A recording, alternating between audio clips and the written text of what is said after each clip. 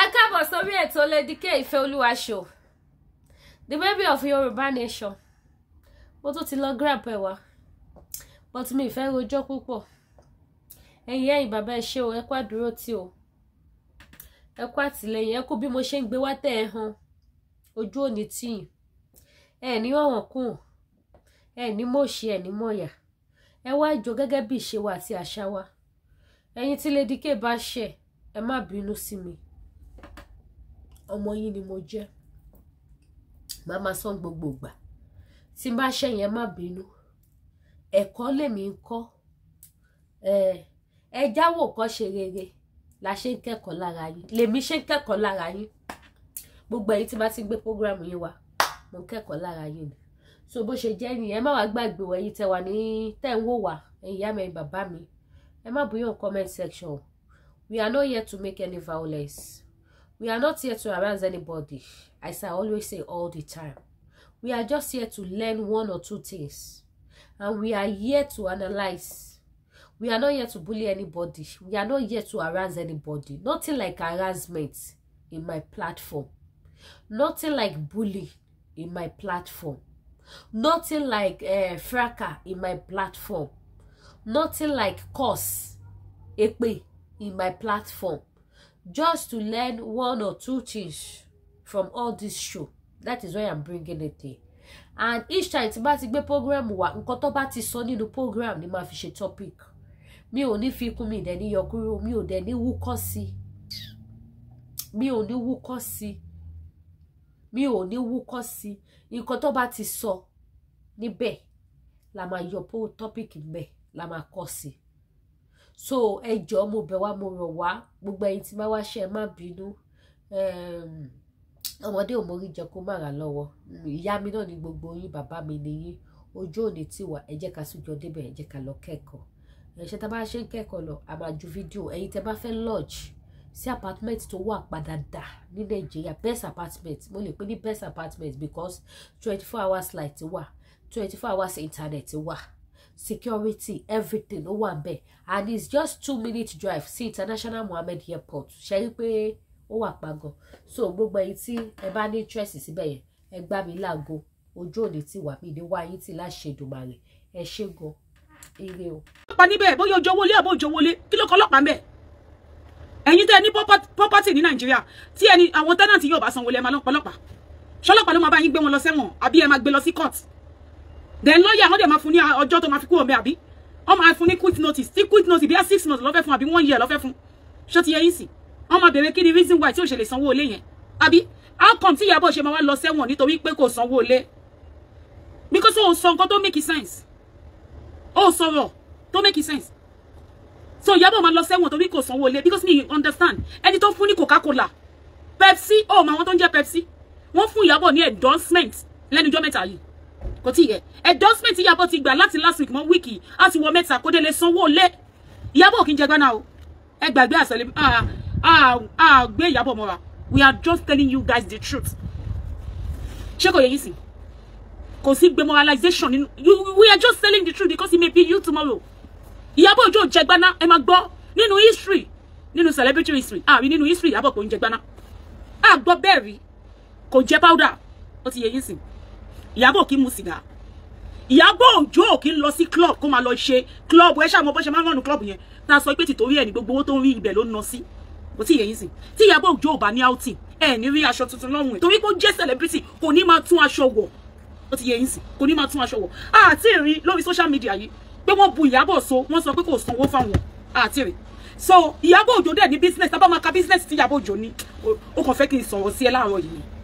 Tá bá máa sọ business tí Ìyábọ̀ Òjó ní lórí social media, kò ń ṣe pé a fi ń gbé Ìyábọ̀ ga. Ìyábọ̀ Òjó ní businesses. Ẹ gbàgbé bó ṣe happen.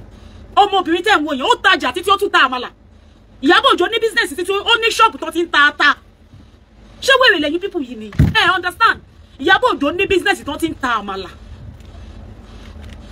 Ẹ mọ̀ yí pé oúnjẹ anybody tó bá ń ta oúnjẹ, nǹkan tó ń jẹ oúnjẹ tó ń mú lọ sẹ́nu, onítọ̀hún ló tó ṣe. Ìyábọ̀ Òjó ń ta mineral, ẹ lọ sí club ẹ lọ sí kíní karaoke tó máa ń ṣe. Ìyábọ̀ Òjó ń ta drink níbẹ̀. Mo dẹ̀ mọ̀ pé wọ́n máa tó mi. Kí ló ń ṣe bèbí yìí náà? Ṣé ló ń búkú làwọn tó ń tẹ̀lé ẹ ni? kò ń ṣe pé à ń gbèjà Ìyábọ̀ bó o ṣe máa ń ṣe bíi pé àwọn people wọn ò níṣẹ́ bó o ṣe máa ń ṣe wọ́n bíi pé wọn ò ní life bó o ṣe máa ń ṣe bíi pé ayé wọn ti bàjẹ́ nítorí èèlà ṣe máa sọ fún ẹ̀yin èèyàn nílé ayé Ìyábọ̀ Òjó ní ọmọbìnrin tẹ́ ń wò ní Ìyábọ̀ Òjó yẹn tẹ́ bá mọ business tóun nìkan handle wàláhì ó yẹ kó ti gbẹ jù bẹ́ẹ̀ yẹn lọ a dẹ̀ ń rí ní so many people occasion tẹ́ bá mọ business tí Ìyábọ̀ Òjó nìkan handle bá a serve kò yẹ ká máa rí níta kò yẹ ká máa rí níta torí pé ẹni tó fẹ́ ìdùnnú àwọn ènìyàn lẹ ṣe máa rí Ìyábọ̀ Òjó níta kò sí yẹn sí business tí òun nìkan handle Ìyábọ̀ Òjó jẹ́ ṣe rí yẹn ó tún ta pẹpẹ soup Lizzy wá sọ pé kò lè sanwó olè ṣó possible ẹ tí ìràwọ̀ ọkọ tí mo gbélé fún yín tó jẹ́ pé ó di dandan káwọn èèyàn jẹ kò tí yẹn sìn ní wíìkì rárá mi ò tí lọ sí kitchen rárá ó máa dúró owó tá a ti fi order oúnjẹ kò tí yẹ ordinary àmàlà níbi tá a máa ti order oúnjẹ because oúnjẹ wọn da gan àmàlà lásán is 22 pounds àmàlà ẹyọ kan tí ò dẹ̀ lè yú ẹ is 22 pounds àmàlà ẹyọ kan ló máa fi sí o kò lè yú ẹ because ọbẹ̀ wọn touch not ni kò yẹ yà ẹ ní wíìkì rárá mi ò tí ì dáná mi lè wọ kitchen because I'm so straightful kò tí yẹ yà ẹ kó wá sọ pé ìwú Ìyábọ̀ Òjó yẹn ó ti orí ò pé orí kò pé Ìyábọ̀ Òjó ó tún polówó ní ìjẹta Ìyábọ̀ Òjó tó sọ pé ó wà lẹ́wọ̀n torí mo take time mi mo ní láti fi ọjà tí mo rap sílẹ̀ nígbà tí ẹni yẹn pè mí tó ń ṣàlàyé fídíò ẹ̀ fún mi mo ní láti lọ sí orí péjì Ìyábọ̀ Òjó kò ní dá fún ìyá ẹ̀ bó ṣe fún mi ní stress mo ní láti lọ sí orí péjì pé kó ní sùúrù nà pé mi mọ̀ pé gbogbo nǹkan tó ń sọ fún mi ẹ̀ olórí burúkú ni Lizzy mo lọ sórí péjì Ìyábọ̀ Òjó ní àná ọ̀rẹ́ ọmọ ẹ̀ ọ̀rẹ́ good ẹ̀ kíní kan good ẹ̀ ṣé ọmọ good ẹ̀ dáre ó celebrate birthday ẹ̀ lánàá Ìyábọ̀ Òjó tó sọ fún wa pé wà lẹ́wọ̀n Ìyábọ̀ Òjó same àná ó polówó 20 hours ago Ìyábọ̀ Òjó polówó cream tó máa ń lò cream àwọn tó máa ń para fún and that was not yìí tó ti ṣe tẹ́lẹ̀ o that was new one ní same àná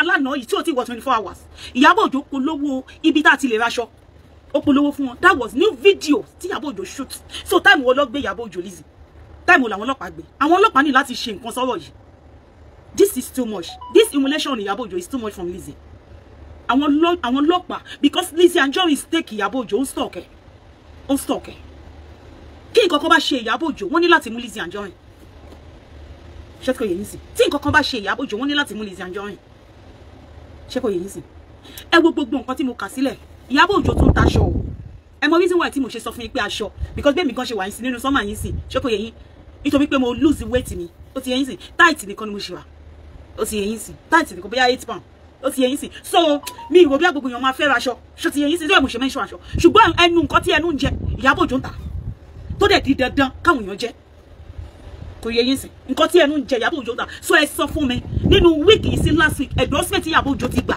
ó ti kọjá 3 ẹ dẹ̀ mọ̀ bí àwọn people yẹn ṣe máa ń gbé millions of millions fún wọn kò tí yé yín sí so èló ni owó ilé Ìyábọ̀ Òjó as far as my concern láti ìgbà tí mo ti mọ Ìyábọ̀ Òjó ó chílé yẹn wọ́n wá kọrin nínú ilé yẹn ni Ìyábọ̀ Òjó kọ́ ilé yẹn ni bí Ìyábọ̀ Òjó ṣe sọ ní ìgbà yẹn tí Ìyábọ̀ Òjó sọ ó ní òun ò tí sanwó ilé yẹn tán o Ìyábọ̀ Òjó ló jẹ́ ká mọ̀ yí pé wọ́n máa ń ṣe instrumental nílé ní Nàìjíríà Ìyábọ̀ Òjó fẹnu ara rẹ̀ sọ bẹ́ẹ̀ ó fẹnu ara rẹ̀ sọ ní ìgbà yẹn so many years yẹn nígbà tó kó sínú ilé yẹn nígbà tó pe olórin síbẹ̀ so Lizzy kí ni problem ẹ ṣé wọ́n lọ lékún òun lé ni àbí Ìyábọ̀ Òjó tó wà nínú ilé ẹ ṣé wọ́n gangan ṣé wọ́n tí ẹnì kankan rajà lọ́wọ́ ẹ mú tí ò sẹ́ni tó fẹ́ raṣọ tí ò sẹ́ni tó fẹ́ ralẹ̀ ṣé wọ́n gangan lò nílé àbí Ìyábọ̀ Òjó ń tiẹ̀ láti sọ fún àgbà láyé pé ẹ̀yin ayé o mi ò nílé mọ́ o wọ́n ti lé mi kúrò lé o kíní kan ṣé ojú ló ń tiẹ̀ ni ló ṣe ń sọ pé kó máa ti bọ̀ Ìyábọ̀ Òjó lọ́rùn kó máa ti bọ̀ Ìyábọ̀ Òjó lọ́rùn kó máa ti bọ̀ because me understand kí ló dé tó jẹ́ pé tó bá sọ̀rọ̀ à ní babẹ́ Lizzy ẹ̀yin èèyàn ẹ má parọ́ ẹ má sọ pé torí kó jẹ́ Ìyábọ̀ ṣó possible ẹ má parọ́ ẹ má dẹ̀bò mi ṣó possible kẹ má sanwó ilé kó dẹ̀ gbé yín lọ sẹ́wọ̀n ẹ má parọ́ ṣó ọ̀rọ̀ tí Lizzy sọ ṣó make sense because me get ẹ ẹ̀yin èèyàn tẹ́ ẹ̀ ń wúyọ̀ ṣó possible ọ̀rọ̀ tí Lizzy sọ ẹ má parọ́ ẹ má bò mí because mi ò mọ̀ ó lè má jẹ bẹ́ẹ̀ ó lè jẹ́ pé ní Nàìjíríà tẹ́ ẹ bá sanwó ilé wọn máa ń gbé yín lọ sí ẹ̀wọ̀n ní Nàìjíríà yẹn èèyàn ṣé ó possible kí ẹ má sanwó ilé kó dẹ̀ gbé yín lọ sẹ́wọ̀n ẹ jọ ẹ sọ fún mi ẹ̀yin èèyàn tẹ́ bá mọ̀ because ìlú tèmi wà wọ́n ń ṣe bẹ́ẹ̀ ṣé kò yẹ yín sí wọ́n ń ṣe bẹ́ẹ̀ ilé kan tí báyìí tí mo gbé ní tí mo wà ní Woolwich ṣó ti yẹ yín nígbà tí nǹkan kan ṣẹlẹ̀ ní bathroom bóyá leaking wà ní bathroom ṣó ti yẹ yín sí tí mo pe landlord yẹn àwọn agent yẹn sọ pé landlord yẹn fẹ́ wá rí èèyàn tó wà ń bẹ̀ a ti wà nílé yẹn ní 2014 láti wà nínú ilé yẹn December 2014 láti gbélé yẹn 3 bedroom house ni landlord yẹn wá ní 2019 ní bí leaking wà ní bathroom yẹn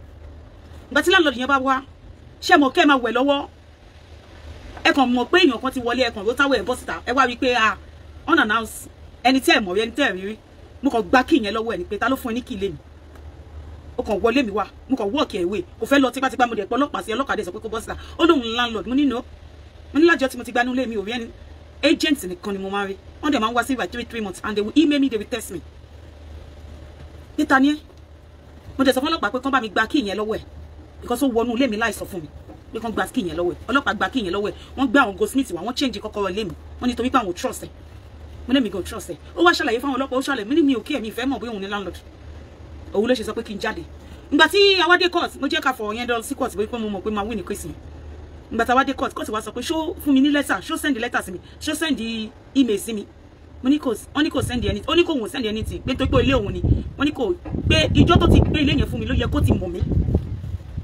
ìjọ yẹn gangan ló yẹ kó ti mọ̀ mí so tí mo ṣe tó ṣe ń bọ̀ yẹn ó yẹ kó inform mi torí pé kò inform mi yẹn ó kàn wá déédéé gbé mi wá sí court ni pé ìjọ wo ni mo fẹ́ kú òun lé yẹn mo ní mi ò lè sọ because bá ṣiṣẹ́ mi ì dẹ̀ mọ̀ mo dẹ̀ lọ́mọ lọ́wọ́ sóò mi ìmọ̀jọ́ tí mi lè kú o wọ́n ní pé ìgbà olú máa convenient mi láti kú o wọ́n ní mi lè sọ bí ayé yìí àbí next year ìyẹn bí 2020 àbí 2019 wọ́n ní ìjọ́ tí bá ti fẹ́ kú o ní kí n kú o funfun ni o dúdú lèmi wọ́n yẹ dẹjọ́ ẹ̀nù nìyẹn ó wá òun àti àwọn agent ẹ̀ ó ṣàbẹ̀sí ní bẹ̀ mí òun ni landlord ló ní kókó bá mi fìsì bathroom yẹn náà ní tiẹ̀ tó lè sọ àwọn agent wa sọ pé lẹ́jọ́ tí mo tẹ̀ sí kó sí bíbá mi ì pé àwọn rí táwọn bá wá ní 3 months mo ní pé tó ṣe wà yẹn òun ni ló ṣe bí mi tí mo ṣe pọlọ́pàá sí landlord ni o kò tí ì yé ya ẹ̀ because mi ò gbogbo receipt owó wọn ṣọmọ pé wọ́n máa ń send ẹni ìlú yìí direct debit ni landlord direct debit nínú ìlú yìí èmi ò mọ àwọn ẹlòmíì o but lọ́dọ̀ tí ni direct debit ni landlord kò tí ì yẹn sìn because date yìí ọ̀sẹ̀ mẹ́rin ló máa ń yọ owó ọ̀sẹ̀ mẹ́rin ni 1,600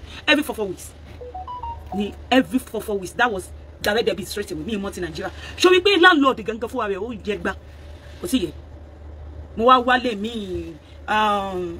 mi mo rí lé mi kò sí bó ṣe bẹ̀ mí mi dáhùn lóhùn mo rí lé mi mo wá pe agent yẹn mo wá pe landlord yẹn mo wá because owó ilé ẹ̀ mo wá ń fi síbì kan ní mi ń fi síbì kan 116 yẹn mo wá ń fi síbì kan mi ń fún o mo wá ń fi síbì kan ẹ mọ̀ pé mo wá ti stop direct debit yẹn mo wá ń fi 1,600 yẹn ìgbà tó wá pé bí 6 months tí mo ti rí lé mo wá pe landlord yẹn mo wá pe tenant mo wá pe àwọn agent yẹn pé mo fẹ́ máa lọ pé kán gba kí wọ́n wá dúpẹ́ lọ́wọ́ mi gan mo wá pe landlord yẹn padà pé nítorí pé ó jẹ́ funfun mo jẹ́ dúdú pé mi like bó ṣe sáré gbé mi lọ ilé ẹjọ́ yẹn pé mi rí nǹkan tó ṣe fún yẹn mi rí pé mi rí sójú rí pé kò ṣẹlẹ̀ rí pé mo dẹ̀ dúpẹ́ lọ́wọ́ náà pé ẹni tó dájọ́ yẹn èèyàn bíi titiẹ̀ náà ni kọ́lọ̀ titiẹ̀ gangan ló dájọ́ yẹn pé Ọlọ́run dẹ̀ fún mi ní favour mo ní nítorí oṣù mẹ́fà tí mo lò yìí mi níwà òkè níbi tí máa ń lọ pé ó ti bẹ̀ mí ó ti tán nínú mi bọ̀ kó gbọ́ owó oṣù mẹ́fà yẹn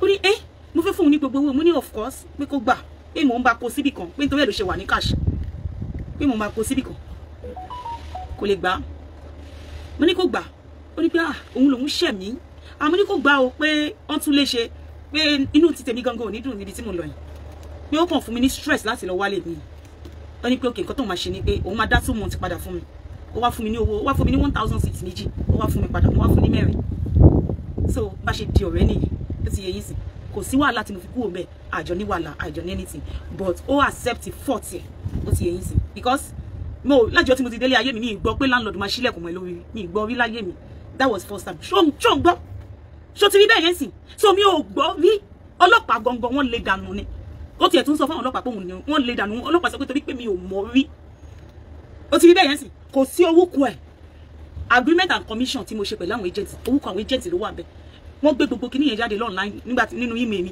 mi ì orúkọ ẹ̀ bẹ́ẹ̀ mi ò tiẹ̀ rí láti 2014 2019 ó wá wọlé wá láì sọ fún mi pé òun fẹ́ ṣílẹ̀kùn láì pè mí láì test mi láì sọ nǹkankan no intruder ni ó lè jẹ ìbọn lórí ṣé kò yẹ ìyá Lizzy kó máa wo owó èèyàn bẹ́ẹ̀ yẹn ṣé kò yẹ ìwọ wá sọ yí pé Ìyábọ̀ Òjó tó jẹ́ pé Nàìjíríà tí gbogbo àgbáyé mọ̀ Ìyábọ̀ Òjó landlord wo ló fẹ́ gbé Ìyábọ̀ Òjó lọ sẹ́wọ̀n sọ fún mi ṣé bẹ́ẹ̀ máa ṣe ní kéèyàn máa ṣe di ẹlẹ́wọ̀n nìyẹn ní Nàìjíríà ẹ̀yin èèyàn tẹ́ ń gbé ní Nàìjíríà ìjọ nítorí Ọlọ́run ẹ sọ tòótọ́ ṣé tòótọ́ ni Ìyábọ̀ Òjó máa lọ sẹ́wọ̀n tó bá jẹ́ pé tòótọ́ ni Ìyábọ̀ Òjó ń gbé ní Merrent tó bá jẹ́ pé tòótọ́ ilé rẹ́ǹtì ni Ìyábọ̀ Òjó ń gbé ṣé ó bó ṣe máa lọ sẹ́wọ̀n nìyẹn ẹ ti ẹ̀ jẹ́ ká mọ òdodo ọ̀rọ̀ ẹ̀yin yan ṣé ó máa lọ sẹ́wọ̀n kí ló dé tó jẹ́ yí pé àwọn èèyàn tó ń bá sọ̀rọ̀ táyé wọn ti bàjẹ́ kí ló dé tí wọn ní ọgbọ́n kankan lọ́pọlọ wọn you want to talk about Ìyábọ̀ kò ń ṣe àwọn nǹkan tó jẹ́ pé mo máa jẹ́ kó rí máa fọyàn àwọn nǹkan tó jẹ́ pé kò make sense àwọn tó jẹ́ pé tó bá gbé kalẹ̀ báyìí wàá mọ̀ pé ayé ẹ̀ ti bàjẹ́ fún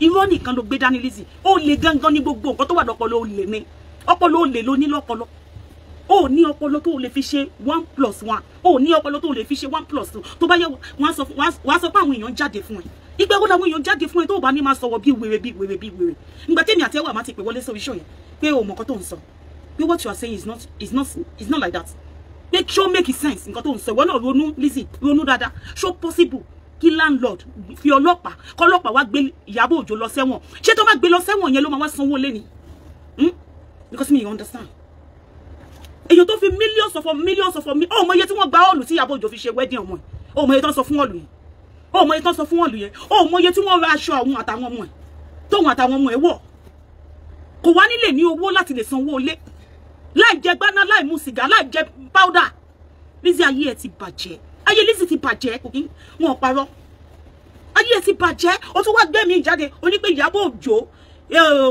kí ló wúkọ ẹ̀ lọ́ọ̀yà tí dọ̀kásì lọ́lọ́ lọ́ọ̀yà yẹn o kò kí ń ṣe Ìyábọ̀ Òjó onílọ́yà tí àwọn kò tí ó wà dárúkọ dọ̀kásì mọ́ sí yo má gbàgbé pé dọ̀kásì ló ṣiṣẹ́ wọnú ọlá kí ló wúkọ ẹ̀ mo ní wọnú ọlájọ má bínú mi ìdáwúkọ ẹ̀ o má bínú jọ kí ló wúkọ ẹ̀ ọ̀hún Fọlá lọ́yà dọ̀kásì ló ṣiṣẹ́ Fọlá Lizzy dọ̀kásì ló ṣiṣẹ́ Fọlá nígbà tí gbogbo àgbáyé rí pé ó fẹ́ dákẹ́ ó ti yẹn sì tó bẹ̀rẹ̀ sí fi ọlọ́pàá àrá sí kí ló wúkọ ẹ̀ ìyá Fọlá kiri owó tí ìgbà tó lọ fọlọ́pàá mú wọn àti àwọn ẹ̀gbọ́n ẹ̀ ani fídíò yẹn lọ́wọ́ tí bá lè wá ń bíbà owó tí ìgbà tó lọ fi ọlọ́pàá mú ẹ̀gbọ́n Fọlá owó tí fi Fọlá ṣe bọ́ sí ojú títì lórí Facebook tó ṣe fídíò wọ́n wà ní court owó tí Fọlá lọ sí court oníkan wá sí court ó dẹ̀ mú àwọn ẹ̀gbọ́n ẹ̀ tó máa ń tẹ̀lé Fọlá lọ sí court ó lọ fọlọ́pàá àrá sí wọn ó lọ fọlọ́pàá kó gbogbo wọn ó ti yẹn sì kò ní sí orí anybody tí ò ní dá sí Lizzy ó ṣàfẹ́ kó fi ọlọ́pàá kí Fọlá kó wà lẹ́wọ̀n Ìyábọ̀ dẹ̀ wò yí pé ẹni tó gbọ́kọ lọ́wọ́ ẹ̀ tó tún wá ń fìyà jẹ because dọ̀kásì ti ṣe títí ẹ̀ kò rí ṣe kò yé ìyá ẹ̀ àwọn tó dẹ̀ máa rí ṣe dẹ̀ rí ṣe Fọlá sunkún wá síta ní pé ẹgbòhun òun ti sọ pé kó máa mọ́ ọkọ lòun ò nídìí ọkọ mọ́ kẹ́ẹ̀kan fohun sílẹ̀ ó dẹ̀ sọ pé kọ́mọ yẹn ní ìṣòkò ọwọ́n ti gbà tẹ lọ gba fóònù lọ́wọ́ ẹ̀ ọwọ́n ti gbà tẹ lọ gba fóònù lọ́wọ́ ẹ̀ tẹ fọlọ́pàá àwá sí ẹ̀ tẹ fọ àwọn ọmọ olè tẹ fi lọ gba fóònù lọ́wọ́ Fọlá ọwọ́n ti Lizzy ṣé ọwọ́n ti gbà tẹ lọ gba fóònù lọ́wọ́ Fọlá ọwọ́n ti bó rìkọ́ọ̀dì ọkọ ẹ̀ bó yẹ kó wà lọ́wọ́ ni ó ní ó gbé ọkọ ẹ̀ síta títí di ọ̀la àti ìrí oko láti níta báyìí àrí oko láti this is 2025 àti ìrí oko láti níta láti 2020 tí wàhálà yìí ti bẹ̀rẹ̀ Lizzy àti ìrí oko láti níta gbogbo àwọn èèyàn tó wà lórí YouTube tí wọ́n sọ̀rọ̀ nípa Fọlá gbogbo wọn pátápátá lóko Nigerian government dẹ̀ release gbogbo wọn ṣé kí gbogbo wọn lọ sẹ́wọ̀n torí pé wọ́n jẹ́ speaker torí àwọn tó bá jẹ́ speaker kí gbogbo wọn lọ sẹ́wọ̀n Lizzy Nigerian government release everybody wọ́n release wọn jẹ́ kí gbogbo wọn lọ sẹ́wọ̀n nítorí pé ọ̀rọ̀ tí ò make sense ni they are bloggers èèyàn máa gbéṣẹ́ wá fún wọn onígbé yẹn ṣó ti wá bá ọkọ ẹ wọ́n ti wá béèrè lọ́wọ́ wọ́n ṣe mọ́ wá béèrè lọ́wọ́ ọkọ ẹ ṣé bẹ́ẹ̀ lọ́wọ́ ṣe rí they are just a blogger they just want to put something out there for their fans kò yẹ a lot of bloggers they are just putting something out there for their fans but you take it personal because o fẹ́ pa Fọlá the only thing tí Ìyábọ̀ ṣe tó fi torí ẹ̀ fẹ́ pa Fọlá nítorí pé Ìyábọ̀ sọ pé heartbeat mi ó mú bú Fọlá ó pè ní heartbeat nǹkan tó fẹ́ pa ẹ́ nìyẹn ìgbà tí Ìyábọ̀ Òjó wà ní Canada tó ń fi orúkọ ọkọ ẹ̀ ó fi ń polówó fún woman tó wà ní Canada yìí pé woman yẹn kò sẹ́ni tó ra ẹ̀jẹ̀ rí kékeré mi rí bí àwọn èèyàn ṣe máa bá ara jà ń sìn nítorí pé Ìyábọ̀ Òjó ó ti sọ orúkọ ọkọ ẹ̀ ó sọ di heartbeat pé wọ́n ló ní heartbeat yẹn tí Ìyábọ̀ Òjó bá mọ̀ pé wọ́n ló ní heartbeat kò ní mọ̀ kò ní pé kò mọ̀ ní kò mọ̀ pé wọ́n nìkan ló ṣe heartbeat fún anybody ò gbọ́dọ̀ pé heartbeat mọ́ kò yẹ kò sẹ́ni tó mọ̀ pé wọ́n nìkan ló ṣe fún un tí Ìyábọ̀ Òjó bá mọ̀ pé heartbeat ló ń pè láti orí ẹja Ìyábọ̀ Òjó ò ní pè ní heartbeat kò yẹ iṣẹ́ tó ṣe ẹ́ nìyẹn ẹ̀ṣẹ̀ kan tó ṣe ẹ́ nìyẹn nígbà tí ó wá lọ jalè mo ní fídíò yẹn lọ́wọ́ ìgbà tó lọ jalè ní kí ló wúkọ ẹ̀ tí Ìyábọ̀ Òjó lọ sí club ní Canada tó no London ló ti lọ sí kíní show kan ní London tó bẹ́ẹ̀ lọ́wọ́ Ìyábọ̀ Òjó pé ṣó mọ̀ gbà tí wọ́n set Lizzy up tí Ìyábọ̀ Òjó sọ pé ṣó pé òun láti sọ fóun pé òun lọ sí mo ní fídíò yẹn lọ́wọ́ mi mọ̀ ẹ̀yà òwe wà lórí fóònù ṣe wà dájì wa ẹ jẹ́ n wò bóyá fídíò yẹn wà bí ẹjọ́ Ìyábọ̀ Òjó lọ sí àwọn kíní tó máa ń ṣe ní Nàìjíríà aṣọ ti yẹ yín sí wọ́n wá béèrè lọ́wọ́ Ìyábọ̀ Òjó pé báwo ló ṣe máa set Lizzy up ó wá sọ pé kán béèrè lọ́wọ́ ẹ̀ pé ṣé ìgbà tó ń lọ sí ọjà ṣé ó sọ fún òun Ọlọ́run jẹ́ n lè rí máa gbé sórí page mi ó tiẹ̀ ti wà lórí page mi for so many kìíní Ìyábọ̀ Òjó pé kán béèrè lọ́wọ́ Lizzy pé ṣé ìgbà tó ń lọ sí ọjà ṣé ó sọ fún àwọn ọmọ ẹni Ìdúmọ̀tà pé ó wá fake 91,000 ṣé ó sọ fún Ìyábọ̀ Òjó pé ó fẹ́ lọ ra stone 91,000 ṣé ó sọ fún Ìyábọ̀ Òjó pé stone o Ìyábọ̀ Òjó mo ń lọ níjọ́ Monday lẹ́ni Monday yìí o mo fẹ́ lọ ra stone o ṣé ó sọ fún Ìyábọ̀ Òjó pé ó fẹ́ lọ ra stone 91,000 ṣé Ìyábọ̀ Òjó ló sọ yìí pé ṣé àkáǹtì Ìyábọ̀ Òjó ló ti transfer 91,000 Ìyábọ̀ Òjó wá reverse ẹ̀ padà ìgbà tó ṣe 91,000 sí àwọn people yẹn ṣé inú àkáǹtì Ìyábọ̀ Òjó ló ti ṣe ni because me understand ṣé ìgbà tó fẹ́ ṣe 91,000 transfer sí àwọn people tó lọ ra ilẹ̀kẹ̀ lọ́wọ́ wọn àbí stone lọ́wọ́ wọn ṣé àwọn people yẹn àkáǹtì tó ti ṣe àkáǹtì Ìyábọ̀ ni tó fi wá reverse mo ń béèrè ni ṣé àkáǹtì Ìyábọ̀ ni because me understand tó wá jẹ́ pé Ìyábọ̀ ló máa forí kó báwo ni Ìyábọ̀ ṣe máa wá jẹ́ òun ló set ẹ̀ ọ́ ní 2019 ó ní pé wọ́n sọ pé Ìyábọ̀ Òjó ló set gbaná sínú ẹrù ẹ̀ Ìyábọ̀ Òjó dey celebrate ẹ̀ ní December me understand Ìyábọ̀ Òjó set gbaná sí ẹ nínú ẹrù ní December ní 2019 nígbà tó lọ sí hajj pé Ìyábọ̀ Òjó ló set ẹ up níbẹ̀ tó sọ pé wọ́n rí gbaná nínú ẹrù ẹ̀ ó dẹ̀ wá dé láti hajj ó dẹ̀ celebrate Ìyábọ̀ Òjó ní birthday ẹ̀ 2019 ní December ní get ẹ mọ́ ọ̀rẹ́ ti sú mi because èèyàn tó bá ní orí tó ń rò á mọ̀ pé Lizzy ti ya wèrè Lizzy ti sinwin orí Lizzy ò pé mọ́ mò ń bá yín wá fídíò yẹn ní Ọlọ́run jẹ́ lè rí Ìyábọ̀ Òjó wà ní kinní táwọn àwọn celebrity máa ń ṣe báyìí ó yẹ kẹ́ ẹ ti mọ kinní yẹn ó wọṣọ bíi red báyìí aṣọ yẹn fún àìgàn báyìí mo máa repost ẹ̀ sórí page mi ó dá wọn lóhùn lẹ́sẹ̀kẹsẹ̀ gbogbo kinní yẹn ni mo ní lọ́wọ́ gbogbo fídíò yẹn mo ní lọ́wọ́ ó dẹ̀ dùn mí tí mo tètè rí ṣá ó dùn mí wọ́n béèrè wọ́n interview Ìyábọ̀ Òjó ó ní pé kán bóun béèrè lọ́wọ́ Lizzy ṣé ìgbà tó lọ sí and it's true what Ìyábọ̀ Òjó was saying she was saying the truth ó yẹ kán béèrè lọ́wọ́ Lizzy pé ìgbà tí Ìyábọ̀ Òjó lọ sí ìgbà tó lọ sí kí lorúkọ Ìdúmọ̀tà ṣé Ìyábọ̀ Òjó ló tẹ̀lé ẹ lọ ṣé Ìyábọ̀ Òjó ló tẹ̀lé ẹ lọ ó ní Fọlá ni Ìyábọ̀ Òjó rán àbí ó ní ẹ̀gbọ́n Fọlá òun ló ń tajà ní Ìdúmọ̀tà àwọn ló set ẹ up Fọlá ni Ìyábọ̀ Òjó lò Fọlá ló ń tẹ̀lé ẹ kiri láti mọ ibi tó ti rajà Fọlá tó gbé ọmọ mẹ́rin dání àwa máa ṣọ́ Lizzy táìmù so Lizzy Fọlá ti wá ń gbé pẹ̀lú ẹ̀sìn tó máa wá ṣọ́ ẹ ní táìmù tó fẹ́ lọ sí Ìdúmọ̀tà tó dẹ̀ máa rí pé o wà ní Ìdúmọ̀tà níjọ́ Monday kiri ìjọ́ Monday ní kíní yẹn ṣẹlẹ̀ sí ẹ tó dẹ̀ máa mọ̀ pé ìjọ́ Monday ní Monday o Lizzy Anjorin máa ṣe fake transfer o wọ́n máa kígbe olè mọ́ lórí o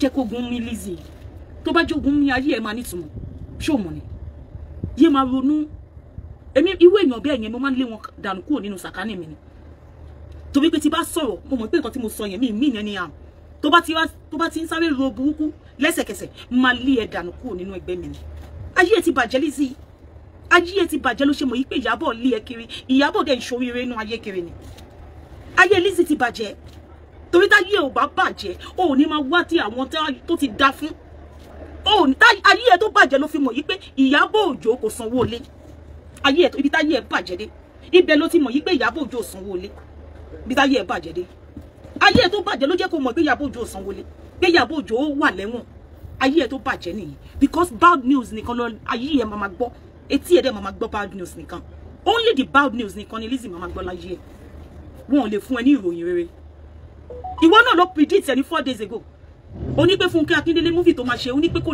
lè successful láàrin 3 days ó ti wọ 1.2 million 3 days tó kàn gbé so 36 minutes ní fídíò yìí ó ti wọ 1.2 million in 3 days Lizzy Fúnkẹ́ Akíndélé was successfully success bó ṣe predict ẹ̀kọ́ ló ṣe rí because all you think is people to be falling down at the end of the day you are the one falling down ìwọ ló ń falling down yakata nobody is falling down ìwọ la yé ẹ bàjẹ́ nú mi dẹ̀ dùn ayé ẹ bàjẹ́ bí ọ̀rọ̀ Ìyábọ̀ Òjó sọ ẹ́ di wèrè ó padà ya wèrè lórí ọ̀rọ̀ Ìyábọ̀ Òjó ó padà ya wèrè lórí ọ̀rọ̀ Ìyábọ̀ Òjó. Mami Mayo àwọn onímọ̀ ń ta gbogbo ẹ̀ pọ̀nmọ́ gbogbo ẹ̀ mo máa ń ṣù ẹ̀ love kò mọ̀ pé mi àyànfẹ́ mo jẹ́ fún wọn àyànfẹ́ mo jẹ́ Mami Mayo àpapọ̀ àmọ́ àyànfẹ́ wọn ni mami mi. ọ̀rọ̀ yìí ti sú mi ọ̀rọ̀ yìí ti sú mi ọ̀rọ̀ yìí ti sú mi ọlọ́ I'm telling you the truth ó stake Nigerian police ẹ gbà wá o. Lizzy Anjorin ló stake Ìyábọ̀ Òjó. Lizzy Anjorin stake Ìyábọ̀ Òjó kiri ni. Ẹ má jẹ́ kí nǹkan kan ṣe Ìyábọ̀ Òjó. Tẹ́lí Lizzy ló fẹ́ pa Ìyábọ̀ Òjó báyìí. Ẹ gbà wá lọ́wọ́. Ẹ gbà wá lọ́wọ́ Lizzy Anjorin tó stake Ìyábọ̀ Òjó káàkiri. Ìyábọ̀ Òjó ṣe gbá. Ìyábọ̀ Òjó ṣàwo. Ìyábọ̀ Òjó ṣe gbẹgbẹgbà. Nǹkan kò gbọ́dọ̀ ṣe Ìyábọ̀ Òjó Nigerian police. Nǹkan kò gbọ́dọ̀ ṣe Ìyábọ̀ Òjó. Tó bí mi ti gbọ́ rí. Níbi téèyàn máa ti jẹ owó ilé tó jẹ́ pé ẹ̀wọ̀n ló máa wá kàn. Láì pààyàn, láì dóyàn nídìí. Láì fàdíyà, láì bá tèèyàn jẹ́. Láì pààyàn. Wọ́n máa jẹ́ kó jẹ́wọ́ ilé, ẹ máa sọ pé fẹ́ mú wọn lọ sẹ́wọ̀n. Tó dẹ̀ jẹ́ pé ìṣojú wa ni Ìyábọ̀ Òjó ṣe pé olórin pé kán wá gbóhùn sílé. Ìyábọ̀ Òjó di landlady ni Ìyábọ̀ Òjó by herself. How come ti landlady máa jẹ owó ilé? Because me understand. Only Nigeria nìkan ló lè bá wa tú. Lizzy nìkan ló lè bá wa tú. Tí ẹni tó jẹ́ landlady, ó tún máa jẹ house rent. Landlady máa jẹ house rent. Me understand. Me understand. Ẹ gbà wá o, ẹ gbà wá. O kọ́kọ́ kígbe kiri pé Ìyábọ̀ Òjó ò ní shop, òun kọ́ ló ní ṣọ́ọ̀bù, òun kọ́ ló ní ṣọ́ọ̀bù, ó ti rí pé ayé ò gbà yẹn lọ́wọ́ ẹ̀. Ó tún ti ń kígbe kiri nsìn. Pé òun kọ́ ló nílé. Landlord wà, ọ̀rẹ́ ẹ̀ ní landlord. Nigeria ẹ gbà wá o. Ilé tí Ìyábọ̀ ń gbé, ọ̀rẹ́ Lizzy Anjorin, òun ni landlord bẹ̀. Nǹkan kò gbọ́dọ̀ ṣe Ìyábọ̀ Òjó. Nǹkan kò gbọ́dọ̀ ṣe o. Nǹkan kò gbọ́dọ̀ ṣe Ìyábọ̀ Òjó. Torí Lizzy ní èèyàn tó máa ń wọnú ilé Ìyábọ̀ Òjó. Nǹkan kò gbọ́dọ̀ ṣe. Nigeria police, I need to hack into this video. I need to hack into this. Because me, mo continue wá lórí ọ̀rọ̀ Ìyábọ̀ Òjó. And me, they understand in court yín tí ò make nǹkan. Me ò understand. Pé èèyàn tó ń lọ sí court. Tó ń ṣe court case pẹ̀lú ẹni yìí. Tó dẹ̀ jẹ́ pé òun ló máa ba orúkọ ẹ̀jẹ̀ lójoojúmọ́. And the court are not seeing it. Me ò understand. Is anybody buying you guys? Ṣé ń buy yín ni? Ṣé Nigerian police ẹ fẹ́ sọ pé ẹ̀rí Lizzy bó ṣe máa ń gbé àwọn ọmọ Ìyábọ̀ Òjó ṣépè? Ẹ fẹ́ sọ pé ẹ̀rí? Ẹ fẹ́ sọ pé ẹ̀rí bí Lizzy Anjorin ṣe máa ń gbé àwọn ọmọ innocent children ṣépè? Tó máa gbé wọn ṣépè tó máa gbé àfọ̀ṣẹ jáde. Ẹ fẹ́ sọ pé ẹ̀rí? Ojú yín ò rí àbí? Ní orí social media tó máa lo àfọ̀ṣẹ tó máa lo oríṣiríṣi fáwọn ọmọ òkókó, àwọn ọmọ innocent people. Gbogbo ìgbà tí ojoojúmọ́ ló fi ń gbé pèsè láṣepè. Every blessed day Nigerian police ẹ̀dẹ̀ rí nǹkan kan ṣe sí. Ẹ rí nǹkan kan ṣe sí. Ẹ rí nǹkan kan ṣe sí. Ẹ máa wò pé ó ń sọ̀rọ̀ lásán ni àbí? Ẹ arrest ẹ̀ ṣẹ́ nísìnyí fún. Now ó tún ti ń stake Ìyábọ̀ Òjó lọ́wọ́lọ́wọ́ báyìí sí. Ó tún ti ń stake ẹ̀. Ó tún ti ń sọ fún gbogbo àgbáyé all over the whole world pé Ìyábọ̀ Òjó wà lẹ́wọ̀n. Ẹ rí nǹkan kan ṣe sí yẹn náà. Ẹ rí pé cyber bullying yẹn àti cyber staking. Ẹ rí nǹkan kan ṣe sí yẹn náà. Ẹ rí nǹkan kan ṣe àti defamation of character. Kéèyàn máa bà ti èèyàn jẹ́, kéèyàn máa balẹ̀ ayé èèyàn jẹ́. Ẹ rí nǹkan kan ṣe sí. Ẹ rí ṣe. Ẹ rí anything ṣe sí. Gbogbo nǹkan tí Lizzy sọ, ṣó fún yín ní ẹ̀rí. Lizzy ò ní ẹ̀rí. Tí Lizzy bá máa lọ sí court, tó bá on the 9 tó lọ sí court gbogbo ọ̀sẹ̀ yẹn. Hello ma. Hello. Stalking, kí ló ń jẹ́ stalking? Oh, stalking. Èmi ò mọ̀. Oh, stalking. Ṣé stalking kan ló máa ń wọ bàtà ni? Ṣé socks tí èèyàn máa ń wọ fún mi? Stalking. Ó ń ṣe staking. Wọ́n ní kò ń ṣe staking pé stalking. Stalking àbí? Wọ́n sọ pé ó ń stalk ẹ̀ kiri ẹjẹ́ ń sọ yẹn mú mi ni mo yẹn sọ. Wọ́n sọ pé ó ń stalk ẹ̀ kiri yẹn dàbí kéèyàn wọ socks fún mi. Wọ́n ló ń stalk ẹ̀ fún wa. Ó ń stalk ẹ̀ má pa Ìyábọ̀ Òjó. Ó ń stalk Ìyábọ̀ Òjó kiri. Ẹ mọ̀ pé mi ò mọ̀ tẹ́lẹ̀. Ẹ má mind English mi. Ó ti yé yín sí. Ṣó possible ni mọ́mì kéèyàn má sanwó lé kán dẹ̀ gbéyàn lọ sẹ́wọ̀n? Ṣó possible ni? I'm telling you, nǹkan tí mo sọ fún ẹnìyẹn tó pè mí nìyẹn. Mo lé èdè ti ya wèrè. Ayé ti bàjẹ́. Ayé ti bàjẹ́. Ó blackmail Ìyábọ̀ Òjó láti lè wà relevant. Nigerian police, you need to hack into this world. Ó ṣe bẹ́ẹ̀ fún Tóyìn láti 2019. Ó stake here. Gbogbo gidi lọ emotional tí Tóyìn máa dédé wá sórí social media tó máa sunkún. Emotional body something. Àbí kí la máa ń pè English yẹn? Emotional body harm. Nǹkan tó ṣe fún ó taṣọ ò lógo Lizzy, ó talẹ̀ ò lógo, ó talẹ̀ títí ò lógo, ó tún taṣọ títí ò lógo, ó ta góòdù ò tún lógo. Ògo yẹn ló wá lórí Ìyábọ̀ Òjó. Kí ló dé tó fẹ́ máa fi ògo wọn shine? Kí ló dé? Bó ṣe lógo tó yàn abọ́n títí náà nìyẹn. Nítorí pé àwọn yóò ṣe kankan fún Nigeria police ẹni láti jáde síta. Lizzy Anjorin fẹ́ pa Ìyábọ̀ Òjó. Me understand the nonsense of court case yẹn. Me understand. It's high time. Because me ò gbọ́ wẹ̀mí láti jọ́ tí mo ti délé ayé. It is high time. It's high time. Ó pé tó bá ṣe kọ́ lóhun tó wà lẹ́yìn Ìyábọ̀ Òjó ńkọ́. Èpè yẹn ti pọ̀ jù. gbogbo abiyamọ ayé ẹ gbà wá Lizzy fẹ́ pa Ìyábọ̀ Òjó o ẹni kó fi Ìyábọ̀ Òjó sílẹ̀ àti àwọn ọmọ ológo wa kó má balẹ̀ ayé wọn jẹ́. Lizzy Anjorin fẹ́ pa Ìyábọ̀ Òjó. Ẹ wo bí Lizzy ṣe rí, ẹ wo ìgbésí ayé ẹ̀ tó ṣe rí, ayé ẹ̀ ti wà so miserable. Ada fún yín pẹ̀lú English ni. Ayé Lizzy ti ṣá málámálá. Mo ní láti fi nǹkan tí mo rap lẹ́ni pé aṣọ possible ni. Ìyábọ̀ Òjó ó sọ fún wa pé òun ṣílẹ̀ ni náà. Ó lóun ṣílẹ̀ ni. Láàrin èmi àti yín, Ìyábọ̀ Òjó ṣílẹ̀ ni náà. A máa dá fún yẹn wájú owó tí Ìyábọ̀ Òjó ná fún wedding. Ṣé ìyẹn ẹ wo dọ́là tí Ìyábọ̀ Òjó ń gbà? Mo sì ní fídíò lọ́dà yẹn lọ́wọ́ o. Bẹ́ẹ̀ báwo ló ṣe máa wá jẹ gbèsè ẹgbà wá kí wọ́n wá jowó lẹ́kọ̀ọ́ ni. Kọ́ máa ná ní $100 bay of $100 not $1 o. Bay of $100 ẹ̀mọye tó jẹ́ ni. Ẹ̀mọye tó jẹ́ ní náírà. Millions ni. Ẹ̀mọye tó jẹ́ ní kíní ni. 100 ló wà ń bẹ̀. $100 single ẹyọ kan 100 ló wà ń bẹ̀. Kò ní dá fún èlò owó létí Ìyábọ̀ fẹ́ jẹ. Ẹ̀mọye tó gbé fún ẹ̀mọye tí $100 bay mélòó tí má nìyẹn gbé fún Ìyábọ̀. Many minutes as we ṣe video yẹn ni ó dẹ̀ ná ó ná lọ. Ben èló wà ní Ìyábọ̀ fẹ́ ná. Èló ni mọ bẹ́ẹ̀lì mélòó tó wà nínú ẹyọ kan ni. Mọ iye pieces mélòó 100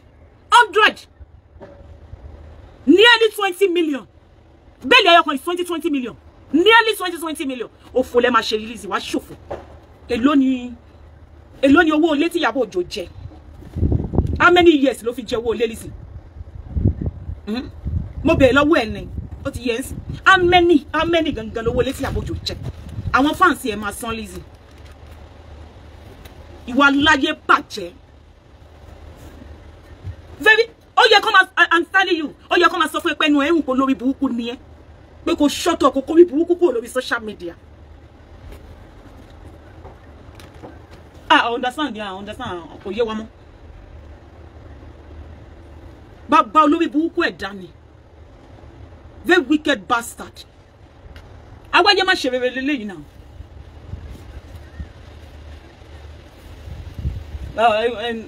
Ẹni táyé ẹ̀ ti bàjẹ́. Ẹ̀yin ò rí pé ayé ẹ̀ wọ́ ni. Ayé ẹ̀ máa wọ́ lọ ni. Ayé ẹ̀ máa wọ́ lọ ni Lizzy. Gbàgbé.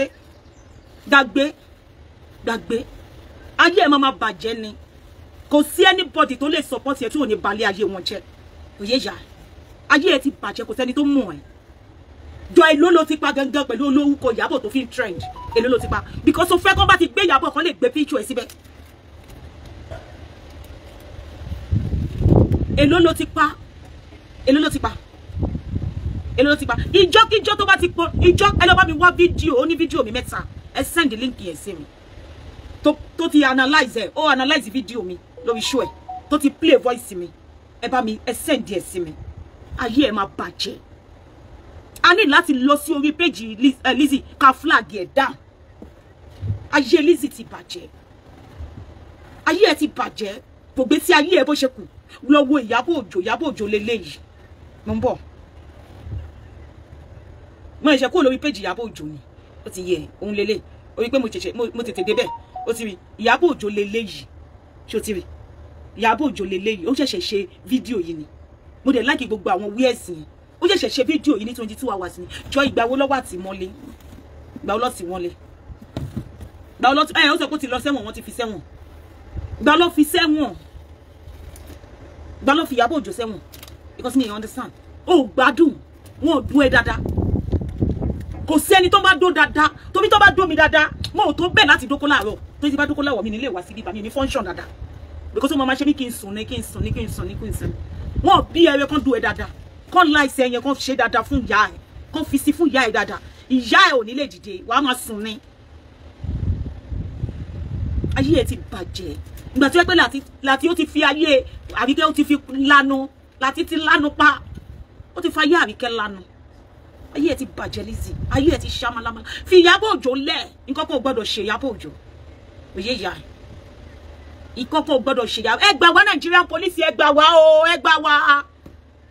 Ẹ gbà wá gbogbo ẹ̀yin Nollywood ẹ gbà wá. Wọ́n fẹ́ pa ìkan nínú yín. Lizzy Anjorin fẹ́ pa Ìyábọ̀ Òjó. Nǹkan kan ò dẹ̀ gbọ́dọ̀ ṣe. Torí àmú ọba ní Lizzy. Ó máa ń gé apá ó máa ń gé ẹsẹ̀. Ẹ gbà wá lọ́wọ́ Lizzy kó má pa Ìyábọ̀ Òjó. Torí nǹkan kan ò gbọ́dọ̀ ṣe Ìyábọ̀ Òjó. Stop it. Tó ti jẹ́ pé once in your life Lizzy. you are saying the truth once in your life ó tiẹ̀ sọ òdodo bó o lè sọ èèyàn kan bọ́ síta ó ń sọ fún ẹ pé kó yé ṣépè fún Priscilla mọ́ ó sọ pé ẹni tí Ìyábọ̀ Òjó wọ́n síta nìyẹn pé kó wá pa ẹ́ speaker lẹ́ni yẹn ó wí bó ṣe ń ṣépè fún Priscilla ó ní kó fi Priscilla lẹ̀ ó ní kó fi Priscilla lẹ̀ ó bẹ̀rẹ̀ sí ní ṣépè fún ó ní pé Ìyábọ̀ Òjó ló rán síta sí ẹ ṣé Ìyábọ̀ Òjó ní speaker ni Nàìjíríà yẹn mi understand ẹ ẹni tó yẹ kán mú kán ìwọ jẹ́ kán mú ẹ lójú títì Ìbàdàn Lizzy jẹ́ kán mú ẹ lójú títì Ìbàdàn tán bá ní ṣe ẹ ṣàkàṣàkà kò lè rí kò tí ẹ lè rí kò lè lọ bí kankan mọ́ ó ti tán fún ọlọ́pàá ò lè kò lọ́lọ́pàá kankan mọ́ gbogbo wọn ti lọ kò lọ́lọ́pàá kankan mọ́ gbogbo wọn ti lọ ó ti tán fún ó ti ṣá málámálá. Lizzy ni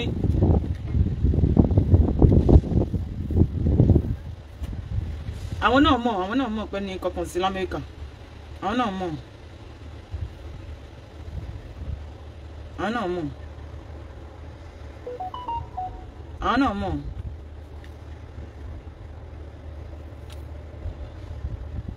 àwọn náà mọ̀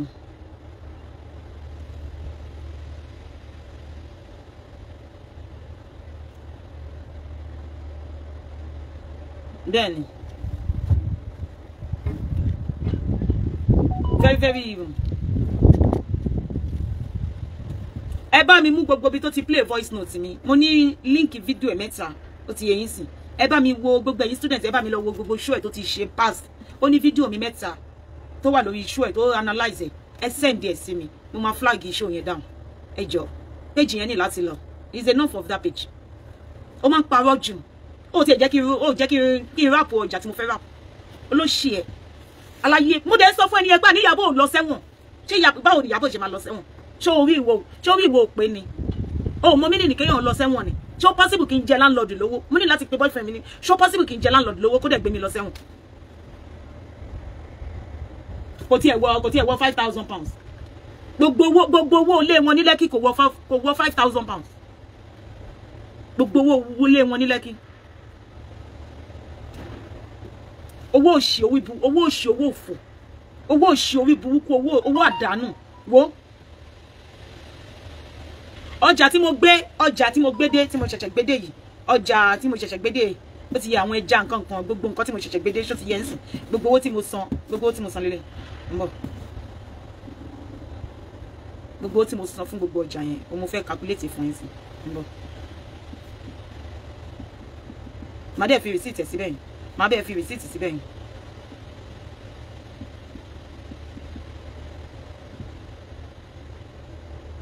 gbogbo tí mo sọ ni o very wicked I'm telling you very wicked I'm telling you mi ò mọ̀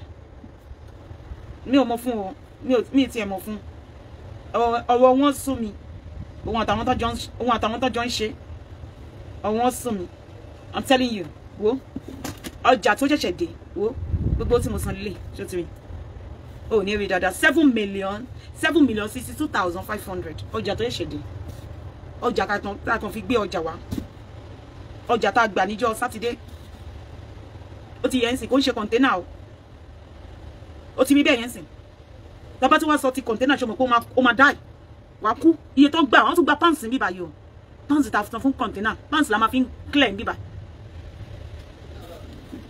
ṣé ọmọ yìí ta máa fi ń san ọmọ yìí ta máa ń gbà ta máa fi ń san níbí báyìí ó kọjá 4,000 ó kọjá 4,000 pounds o pounds ni o kò kì í ṣe náírà ọmọ yìí ta máa fi gbé láti Nàìjíríà wá síbí ọmọ yìí ta máa san fún gbogbo àwọn ọmọọṣẹ́ ìwọ aláyé bàjẹ́ aláyé run olóṣì òun ni Ìyábọ̀ kò wá ní rí owó ilé san ṣó possible kéèyàn gbalé káti ẹ̀ sọ pé Ìyábọ̀ tenant ni ṣó possible kó wá gba ilé ó dẹ̀ ti mọ̀ pé budget òun lélẹ́yìí o so ṣó máa live ju budget yẹn lọ ni because I have never lived beyond my budget mi kì í live ju budget mi lọ nítorí ẹ̀ mi ṣe máa wòye pé mo ti save owó jù tí bá ti save owó jù máa wò pé wọ́n mi lọ sí kitchen jàre kọ́ bá mi sọ oúnjẹ wá kí n jẹ ni kò tí ì yẹ ń sìn kọ́ bá mi ṣe oúnjẹ wá tí máa jẹ kò tí ì yẹ iyán is 25 pounds iyán ẹyọ kan tí ò lè yó ẹ ó ti yẹ ń sìn iyán ẹ̀fọ́ rírò iyán ẹ̀fọ́ ẹlẹ́gùsí jà iyán is 25 pounds ó ti yẹ yes ọbẹ̀ yẹn dẹ̀ dùn gan ó nice gan gbàgbé ó wà ní ọ̀nà kíní bíbá ọ̀nà Canning Town. Yeah, máa send it sí. Very nice. Oúnjẹ wọn wà pa gan. Hey, oúnjẹ wọn wà pa gan. Bẹ́ẹ̀ni. O lè yó tó bá jẹ oúnjẹ yìí ò ní yó. O ní yó. Oúnjẹ tá a rà lánàá because mi fẹ́ wọ kitchen kò tí yẹ ni 85 pounds. Kò tí ẹ ní ìdíwọ́. Don't worry. Oúnjẹ wọn yóyàn. Oúnjẹ wọn yóyàn. No. Oúnjẹ wọn kì í yóyàn. Ó wá kéré gan. Very quality wá kéré. Ṣé kò yẹ? Oúnjẹ wọn kì í yóyàn. Ní ìmọ̀ ń pa ìtorí mi lọ síbẹ̀ máa order látòrí fóònù káàbì máa dẹ̀ gbé wá. Ẹ̀dẹ̀ ní yó. Ọbẹ̀ yẹn dẹ̀ wà pa. Ọbẹ̀ yẹn wà pa. Kò tí yẹ yà. 85 pounds ni mo ná káàbù dẹ̀ gba 13 pounds. Ọmọ yẹn tí yẹn jẹ́ ní náírà. Just per day. Kò tí yẹ ń sìn. Èmi àti ọ̀rẹ́ mi. Àwa méjèèjì. Àti Máyọ̀wá 85 pounds oúnjẹ tá a rà. Tí Máyọ̀wá dẹ̀ tún fẹ́ mọ̀ mo ní o máa lọ jókòó jẹ. Máa lọ jókòó jẹ. Because order mẹ́rin la gbà, àwa mẹ́ta gba order mẹ́rin. Ó ti yẹ ń sìn. A gba order mẹ́rin. So àwa méjì jẹ order mẹ́ta. Òun nìkan jẹ order ẹyọ kan. Ó dẹ̀ tún fẹ́ sí. 85 pounds ní gbogbo ẹ̀. Ṣé ti rí bẹ́ẹ̀ ń sìn? Òun dẹ̀ máa ṣì jẹ lẹ́nìí. Because mo fẹ́ wọ week mo fẹ́ wọ kitchen. Yẹ́ tí mi bá ti fẹ́ wọ kitchen. Wọ́n sọ pé landlord báwo? Tó bá ti fẹ́ wọ kitchen wá nǹkan tó da jẹ ni. Owó ni tó bá ti fẹ́ wọ kitchen. Tó bá wọ kitchen o lè ná 85 pounds ton per day possible. Kí ló fẹ́ jẹ? Kí ló fẹ́ ṣe? Wọ́n tó bá fi 85 pounds yẹn rà lọ́jà tó bá wálé ẹ̀ o lè jẹ tó in the next 1 week. Yeah, máa send the restaurant yẹn sí.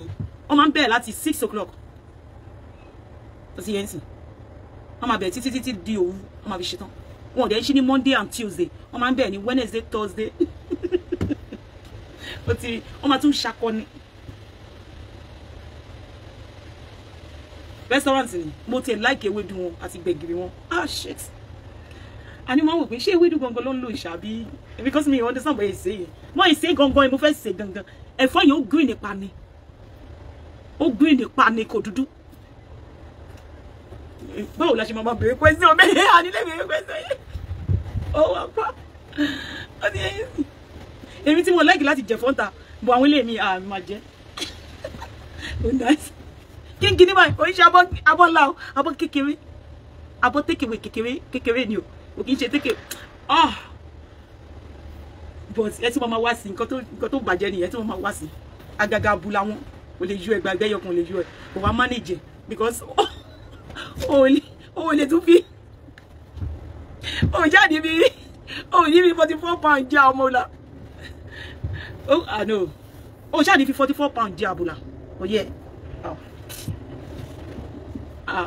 mi ní lè jẹun torí máa ronú tó jẹ guys mo fi yín sílẹ̀ ṣé kò yẹ yín sí mo fi yín sílẹ̀ ṣé kò yẹ yín mo ní jẹ oúnjẹ yẹn ní next week torí ká má lọ sínú gbèsè ká má jẹ gbèsè torí oúnjẹ yẹn ó ti fẹ́ mọ́ mi lára báyìí yẹ ṣé ti rí wíìkì kan yẹn tẹ́ bá jẹ oúnjẹ wọn yẹn ẹ ní fẹ́ bọ́ sí kitchen jẹ oúnjẹ mi oúnjẹ yẹn máa fẹ́ kó wà lẹ́nu yín oúnjẹ yẹn ni o ẹ máa lọ síbẹ̀ lọ oúnjẹ yẹn yóò like èmi ò ní like láti lọ jókòó síbẹ̀ because ẹ máa fẹ́ form ó bẹ́ẹ̀ dàgé yẹn jẹ́ nínú rẹ̀ kó o jókòó dáadáa kó o jẹ́ I'm telling you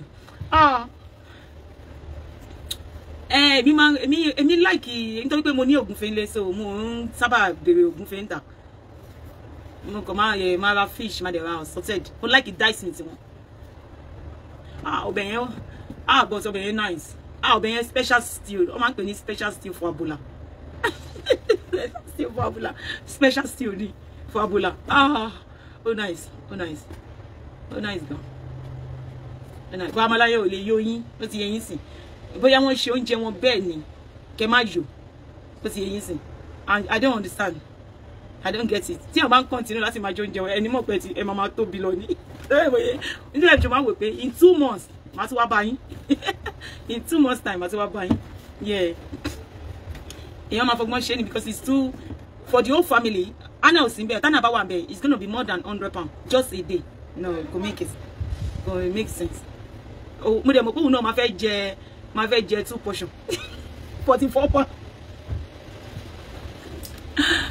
bínú jàre kọ́ ló wọlé so pé ìdájì ẹ̀yin mọ́mì mi ẹ pè mí fún gbogbo nǹkan tẹ́ bá fẹ́ rà ó dẹ̀ jẹ́ wíìgì náà ni mi ti kà tán àwọn fine wig ṣe rí irú torí mi gangan irú eléyìí gangan mo ní irú eléyìí gangan ó wà wíìgì tẹ́ bá rí lórí mi ó wà ẹ kú mọ̀gbà tí mo ti ń lo wíìgì mi ó wà yàtọ̀ sí torí mi àwọn ànọ́dá wọ̀ nírú torí mi lélẹ̀ òun ni ṣé ti rí irú torí mi ń tẹ́ wò lórí mi òun lélẹ̀ so yàtọ̀ sílẹ̀ àwọn oríṣiríṣi wíìgì àkàkà níye okùn bí woman hair wet and waves tó fine dáadáa tó mú yes tó full tẹ́ bá fẹ́ tó máa full dáadáa gan lórí yóò wà tẹ́ bá dẹ̀ fẹ́ tó máa ra ṣe ṣókí lọ́bẹ̀ oge ó wà gbogbo ẹ̀ ló kún bíbá yìí lọ́lọ́kọ̀ òjọ̀kan ọwọ́ aṣọ náà sọ́mà ti dé ẹ̀yin mọ́mì mi tí rí kẹ́ máa ra aṣọ sọ́mà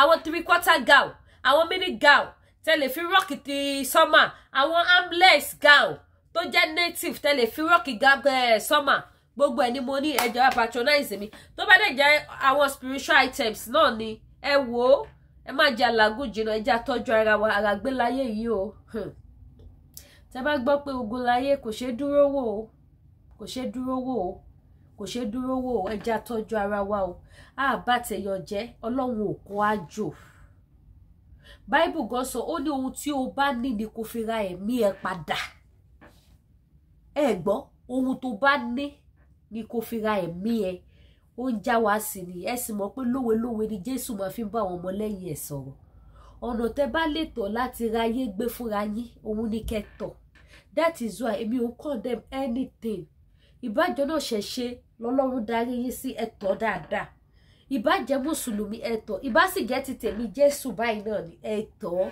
fún ìdí èyí gbogbo ẹ̀yin tẹ́ bá nídìí àwọn nǹkan spiritual items ẹ má gọra yín o ẹ má gọra yín lórí ọmọ ẹ má gọra yín lórí ọkọ ẹ má gọra yín lórí iṣẹ́ ẹ má gọra yín lórí ayé yín gangan gbogbo àwọn nǹkan spiritual tẹ́ lè lò láti dójú ti èṣù àtàwọn ọmọ ogun ẹ̀ láti pa ọ̀tá lẹ́nu mọ́ kọ́nà yín ṣí kọ́nà yín là kẹ́ di ọlọ́pẹ́ kẹ́ gbégbá ọpẹ́ ó wà lọ́dọ̀ Lady K Ìfẹ́ Olúwaṣọ ní ìlú Canada kò sí country tí mi ò send spiritual items sí gbogbo ẹ̀yin dádì tó kù díẹ̀ káàtó fún ẹ pè mí àwọn nǹkan tẹ́ lè lò tọ́nà àṣì tọ́nà àlà ó wà available gbogbo ẹ̀yin mọ́mì tó kù díẹ̀ káàtó fún either business ò lọ dédé iṣẹ́ ò lọ dédé wọ́n kórìíra yín níbi iṣẹ́ wọ́n kàn ń ṣe bákanbàkan sí yín ẹ wá nídìí àwọn nǹkan tẹ́ lè lò láti fi ṣẹ́gun ọ̀tá láti lè fi ní testimony ayọ̀ ẹ pé Lady K Ìfẹ́ Olúwaṣọ mo dẹ̀ aṣọ yín wípé ẹ ní regret owó yóò ní wọgbó nípa ìfẹ́ Kristi gbọ́ ni wọ́n ní tó bá jẹ́ ìmọ̀ tọ́lọ́run alààyè ni yóò dúró títí láéláé tó bá ti jẹ́ wípé nípa ìfẹ́ Jésù ni ó máa dúró títí láéláé ó máa ṣe kí ni ó máa jẹ́ fún wa so gbogbo èyí tẹ́ bá nídìí àwọn ọṣẹ lọ́fíńdà oil àwọn nǹkan fà àwọn nǹkan arọ́bí àwọn nǹkan aṣẹ́nà àwọn nǹkan àtẹ̀lẹ̀ lò fún àmúbọ́ gbogbo èyí tó bá jẹ́ pé àmúbọ́ ló yọ yín lẹ́nu àwọn nǹkan tẹ̀lẹ̀ lò láti lè fi òpin sí àmúbọ́ yẹn ẹ pè mí tó bá jẹ́ business yín ni ò lọ déédéé àwọn nǹkan tẹ̀lẹ̀ lò láti fi boost business yín láti fi ṣínà kọ́nà yín ṣí kọ́nà yín là ó wà available lọ́dọ̀ Lady K Ìfẹ́ Olúwaṣọ the baby of Yorùbá nation ẹ pè mí ojú òní tí yìí mi ò ní wá gbogbo yìí tì ní agbára Ọlọ́run àdúrà gbogbo wa máa gbà Ọlọ́run á fi àyè gbà wá gbogbo ibi tá a fẹ́ tá a rókòrè sí Ọlọ́run á ṣe fún wa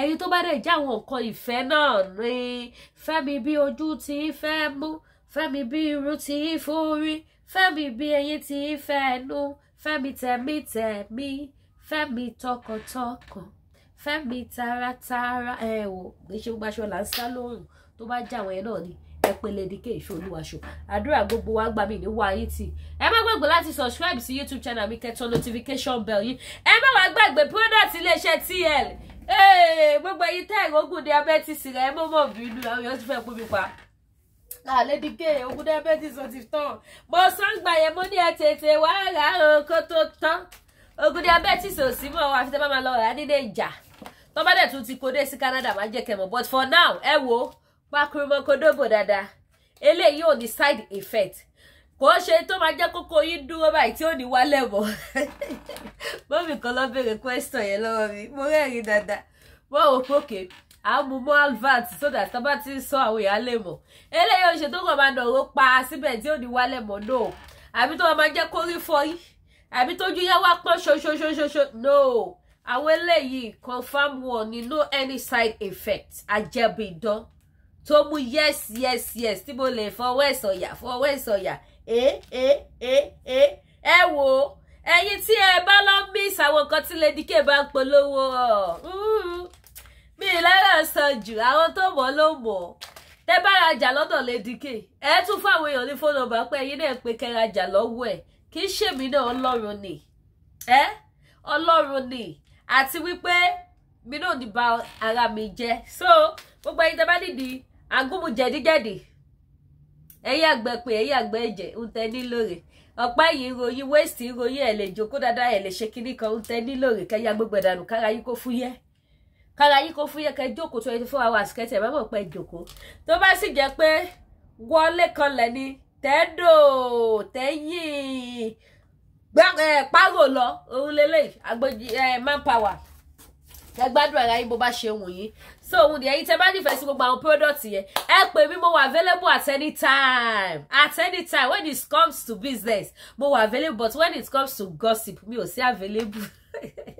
so bó ṣe jẹ́ nìyẹn mi níwá gbogbo ẹ̀yin mọ́mí ẹ̀yin dádì tí Yorùbá nation no going back no retreat no surrender Yorùbá nation ẹ má jẹ́ ká ṣe kí ẹ má jẹ́ ká làágùn jìnnà ẹ gbá mi láago kẹwàá àwọn iṣẹ́ tó dáa tó wà pa tó máa ṣe kí ni tó máa jẹ́ fún yín ogun tí ò ní iṣẹ́ kò ní mọ̀nà ọ̀dọ̀ wa láṣẹ Èdùmàrè tó bá lè jẹ́ àwọn lọ́fíńdà náà ni Holy Michael Miss Paris back to sender ọ̀nà ńlá gbogbo ẹ̀ bẹ́ẹ̀ lóríṣiríṣi Divine Grace gbogbo ẹ̀ ló wà available lọ́dọ̀ Lady K Ìfẹ́olúwa show aka gbogbo lòwò lọmọ láti ilẹ̀ ayé ti tèmi ni gbogbo lòwò lọmọ mo máa sọ dáadáa business tábà dẹ́ gùdù sí àwọn òǹtà sí bó ṣe jẹ́ nìyẹn so ẹ ṣé gan ire o.